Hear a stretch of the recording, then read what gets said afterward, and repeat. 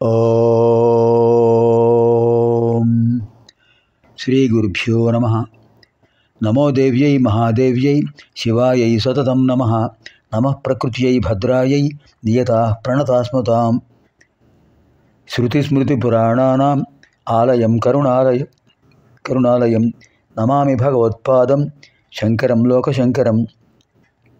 అర్చనకాలే రూపగత, సంస్కృతికాలే శబ్దగత, చింతనకాలే ప్రాణగత, తత్వవిచారే సర్వగత.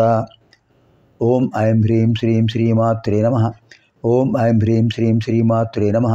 ఓం ఐం హ్రీం శ్రీం శ్రీమాత్రే నమః. ఓం ఐం హ్రీం శ్రీం శ్రీమాత్రే నమః. ఓం ఐం హ్రీం శ్రీం శ్రీమాత్రే నమః. ఓం ఐం హ్రీం శ్రీం శ్రీమాత్రే నమః. ఓం ఐం హ్రీం శ్రీం శ్రీమాత్రే నమః. ఓం ఐం హ్రీం శ్రీం శ్రీమాత్రే నమః. ఓం ఐం హ్రీం శ్రీం శ్రీమాత్రే నమః. ఓం ఐం హ్రీం శ్రీం శ్రీమాత్రే నమః. ఓం ఐం హ్రీం శ్రీం శ్రీమాత్రే నమః. కామరాజకోటంలో హసకహల హ్రీం 6 బీజాక్షరాలు. అందులో వరుసగా హ స క హ ల 5 బీజాక్షరాలతో నామాలు పూర్తి చేశాం. ఇప్పుడు చివరి బీజాక్షరం హ్రీం. హ్రీం చాలా విశేషమైనది. హ్రీంకారేశ్వర అమ్మవారు హ్రీంకార స్వరూపిణి, హ్రీంకారాసన గర్భ, హ్రీంకారాసన స్థిత. అందులో 3 బీజాక్షరాలు, బీజాక్షర త్రయ సమాహారం. హకార రకార ఈకారాలు, హకార రకార ఈకారాలు. హకారం పరమేశ్వరతత్వం, రకారం బ్రహ్మతత్వం. ఈ హకారం శ్రీ మహావిష్ణుతత్వం, హకారం విష్ణుతత్వం, రకారం బ్రహ్మతత్వం, ఈకారం శివతత్వం. ఈ 3 తత్వాలు త్రిమూర్త్యాత్మకం హ్రీ. అకార ఉకారం అకారాలు లాంటిదే. అకారం బ్రహ్మస్వరూపం, ఉకారం విష్ణు స్వరూపం, మకారం మహేశ్వర స్వరూపం. అలాగే హ్రీం. ఇంకో విశేషం ఏమిటి? మొదటి కోటం ఏమిటండి? వాగ్భవ కోటం. అందులో చివరి బీజాక్షరం హ్రీం. రెండవ కోటం కామరాజ కోటం. అందులో బీజాక్షరం ఏమిటి? చివరిది హ్రీం. ఇప్పుడు దాన్నే ఆ మంత్రాలు చదవబోతున్నాం. దీని తర్వాత తృతీయ కోటం ఏంటండి? శక్తి కోటం. అది సకల హ్రీం శక్తి కోటం. అక్కడ కూడా చివర హ్రీం ఉంది. అంతే. ఇప్పుడు కామరాజ కోటంలో చివరి బీజాక్షరం హ్రీం. 38వ శ్లోకంలో ఉత్తరార్థం. హ్రీంకారిణి హ్రీంకారాజ్య హ్రీం మధ్య హ్రీం శిఖామణి. హ్రీంకారిణి హ్రీంకారాజ్య, హ్రీంకారిణి హ్రీంకారాజ్య, హ్రీం మధ్య హ్రీం శిఖామణి. చాలా విశేషమైన మంత్రాలు హ్రీం. ఇంకో విశేషం అంటే హ్రీం అనేది ఉభయతత్వం. హ్రీంకారిణి హ్రీంకారాజ్య, హ్రీం మధ్య హ్రీం శిఖామణి 4 నామాలు. హ్రీం పార్వతీ పరమేశ్వరత్వం. ఉభయులకు సంబంధించిన మంత్రం విశేషమైన బీజాక్షరం హ్రీం. అదే మనకు ఉత్తరపీఠంలో చెప్తారు. హ్రీంకారిణి హ్రీంకారాజ్య హ్రీం మధ్య హ్రీం శిఖామణి. హ్రీంకారిణి ప్రథమం, హ్రీంకారాజ్య ద్వితీయం, హ్రీం మధ్య తృతీయం, హ్రీం శిఖామణి చతుర్థం.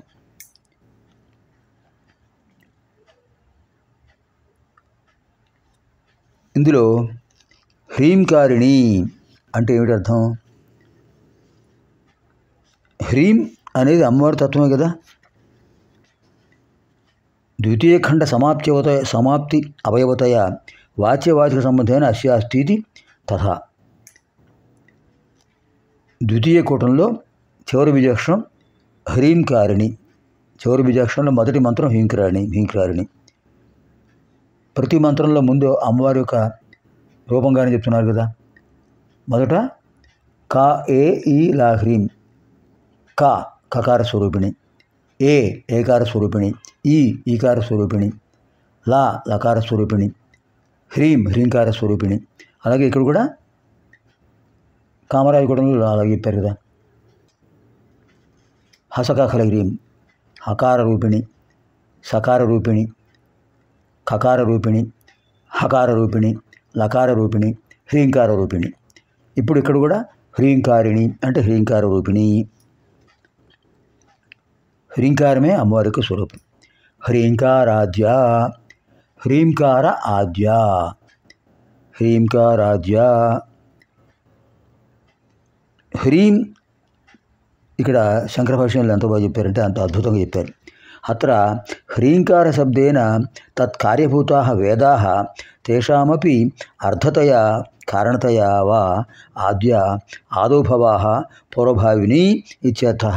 శబ్దస్య అర్థవిషయత్వేన ప్రవృత్తేః శక్తిగ్రహాదౌ కావ్యాదికృతౌ చ అర్థజ్ఞానపూర్వక శబ్దప్రయోగదర్శనాత్ అర్థస్య పూర్వభావిత్వం ఉక్తం ఇది భావః. అది ఇక్కడ విశేషం. హ్రీం అనేటటువంటిది అద్భుతమైన ఆది మంత్రం అంటారు. అన్నిటికంటే ముందున్న మంత్రంట ఇది. పైగా హ్రీంకారం అనే పదానికి, హ్రీం అనే పదానికి వేదములు అని కూడా అర్థం ఉంది. అదే చెప్పారు. హ్రీంకార శబ్దేన తత్కార్యభూతాః వేదాః. హ్రీం అంటే వేదములు. తేషామపి అర్థతయా కారణతయా వా ఆదౌ భవాః. అలా అర్థం చెప్పుకుంటే ఏమవుతుంది? ఆదౌ భవాః ఆద్యాః. మొట్టమొదటి ఉన్నవి అవే కదా, మొట్టమొదటి ఉన్నవి వేదాలే. ఆదౌ భవాః ఆద్యాః. మొదట ఉన్నవి అవే ఆద్యాః. అంచేత హ్రీంకారాద్య అమ్మవారు అన్నిటికంటే ముందున్నటువంటి స్వరూపం అమ్మవారు. కారణం ఏంటంటే మనకు దేవి భాగవతంలో చెప్తారు. శ్రీ మహావిష్ణువు క్షీరసాగర శయనుడై యోగనిద్రలో ఉన్నప్పుడు ఆయన యొక్క 2 శ్రోత్రాల్లోంచి 2 రాక్షసులు పుట్టుకొచ్చారు. ఒకడు మధు, రెండవడు కైటభుడు, మధుకైటభులు. ఈ రాక్షసులు అలా వస్తుంటే అద్భుతమైన ఒక ఓంకారం వినిపించింది. ఆ ఓంకారం వినగానే వాళ్ళు స్తబ్దులైపోయి ఏమిటి నాదం అనుకున్నారు. తర్వాత హ్రీం వినిపించింది. హ్రీం వీళ్ళకి చాలా ఆసక్తికరమైన అక్షరం. ఇది చాలా బాగుంది, ఓంకారం కంటే హ్రీంకారం చాలా బాగుందని హ్రీం హ్రీం హ్రీం హ్రీం హ్రీం అని వాళ్ళు అలా ధ్యానం చేస్తూనే ఉన్నారు ఇద్దరు. దాంతో అమ్మవారు ప్రత్యక్షమై ఏం కావాలి మీకు అంటే, మేము అందరికంటే బలవంతం అవ్వాలి, మమ్మల్ని ఎవరు చంపకూడదు, మాకు మరణం రాకూడదు అని అడిగారట. అమ్మవారు ఏమన్నారు? ఆ మాట మీరు అనకూడదు. మీరు ఇప్పుడు పుట్టారు, పుట్టిన వాళ్ళందరికీ మరణం తప్పదు. కాకపోతే మీరు అడిగారు కనుక మీరు జలము లేని చోట మాత్రమే మీకు మరణం కలుగుతుంది అని చెప్పారు అమ్మవారు.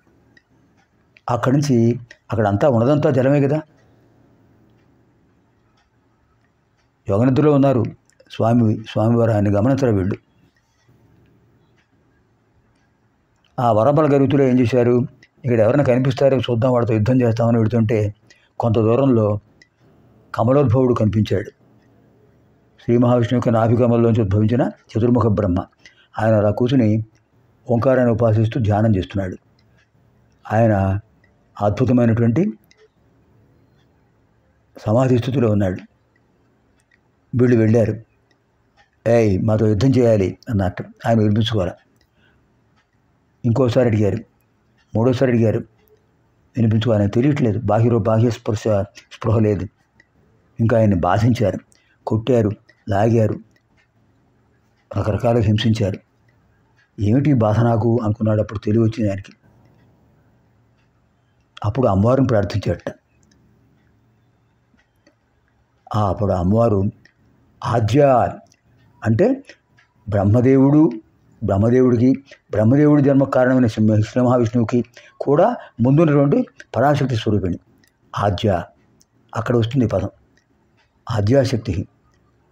అప్పుడు అమ్మవారు ఏం చెప్పారంటే, బ్రహ్మకు అభయం ఇచ్చేసి నేను శ్రీ మహావిష్ణువుకు యోగనిద్రను విముక్తుని చేస్తాను, అప్పుడు ఆయన వీళ్ళని సంహరిస్తాడు అని చెప్పి శ్రీ మహావిష్ణువు యొక్క యోగనిద్రను స్తంభింపజేశారు, తొలగించేశారు.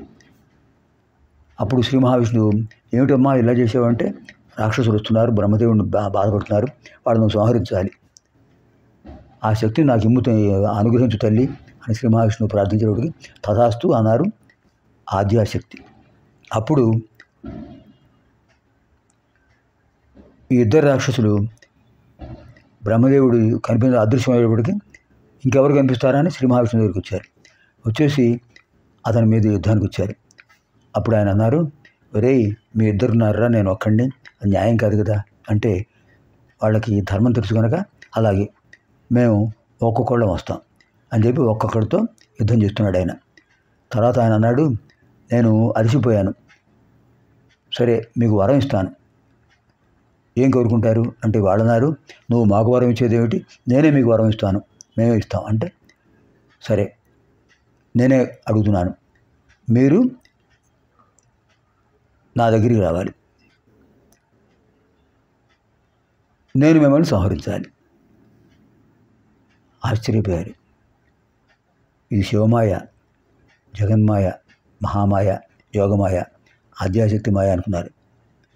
వచ్చారు. వాళ్ళు ధైర్యంతో ఉన్నారు. అంతా నీరే కదా, మమ్మల్ని చంపడానికి అవకాశం లేదు కదా అనుకున్నారు. అప్పుడు ఆయన తన తొడల్ని ఊరు భాగాల్ని వ్యాపింపజేసి రూపాన్ని పెద్దొచ్చేసి ఆ రాక్షసుడిద్దరిని తన తొడ మీద కూర్చోబెట్టుకుని సంహరించేశాడు ఆయన. అది ఆద్యాశక్తి స్వరూపం. హ్రీంకారాధ్య. తర్వాత హ్రీం మధ్య. హ్రీం మధ్య అంటే హ్రీం తత్వం మధ్యలో కూడా ఉంది. ఆదిశక్తి, మధ్యశక్తి, అంత్యశక్తి. అంటే హ్రీం మధ్య, మధ్యలో కూడా హ్రీంకారం ఉంది. ఓంకారం ఏ విధంగా సాగుతుంటుందో హ్రీం కూడా సాగుతుంటుంది. తర్వాత హ్రీం శిఖామణి. శిఖామణి అంటే ఏమిటి? కనిపించే ఒక అద్భుతమైన, ముందుగా అందరిని ఆకర్షించే ఒక గొప్ప శిరోమణి. చూడామణి అంటాం, అన్న తెలుగులో నాగరం అంటారు. అది స్త్రీలకు ఇక్కడ ఉండే ఆభరణం.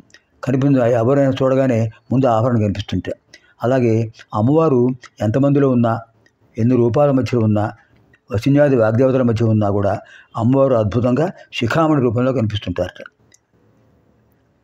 మణిద్వీపంలో అందరికీ అమ్మవారు ఒక్కరే కనిపిస్తుంటారు, చుట్టూ ఎంతమంది ఉన్నా కూడా. అది హ్రీం శిఖామణి. హ్రీం అనే బీజాక్షరంతో, ఆ బీజాక్షర స్వరూపంతో అమ్మవారు శిఖామణిగా, చూడామణిగా వెలుగొందుతూ ఉంటారు, ప్రకాశిస్తూ ఉంటారు. ఇప్పుడు ఈ 3 నామాలు కూడా ఒకసారి స్మరించేసి మనం ఇవాళ కార్యక్రమాన్ని పూర్తి చేద్దాం.